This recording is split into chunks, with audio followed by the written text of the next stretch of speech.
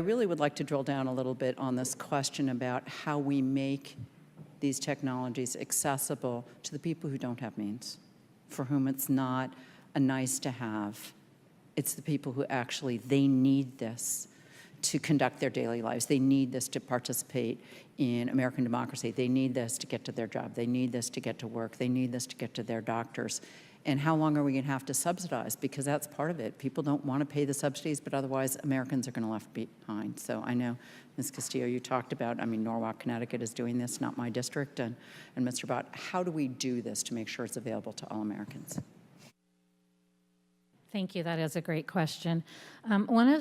I think this is a great start to have conversations, especially bringing rural America into the discussions for technology. Oftentimes we are left out of those discussions because people think that people that live in the most rural areas don't necessarily need, because we're not facing congestion and all of that, but they still have a lot of issues, and they still have a daily life to live, and they need to get there.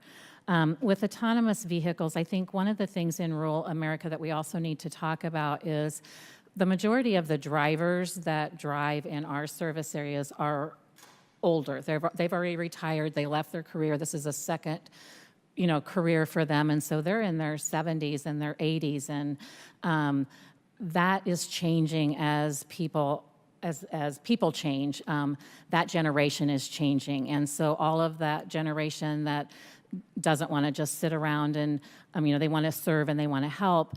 Not that there's not people that want to do that, but that is changing. And so we're looking at driver shortages. And so we also have to look at how can we manage that. And I know that the people that in the more rural areas, they do like to have somebody on there. Our drivers know these people by name. They do that. There's nothing to say that we couldn't still give that same type of service on an autonomous vehicle. But we have to look at something, because drivers is definitely going to be an issue. And I'm talking probably within the next 5 years, not 20 years. So I think we just need to continue to keep the discussions going. Rural America looks different to every rural area.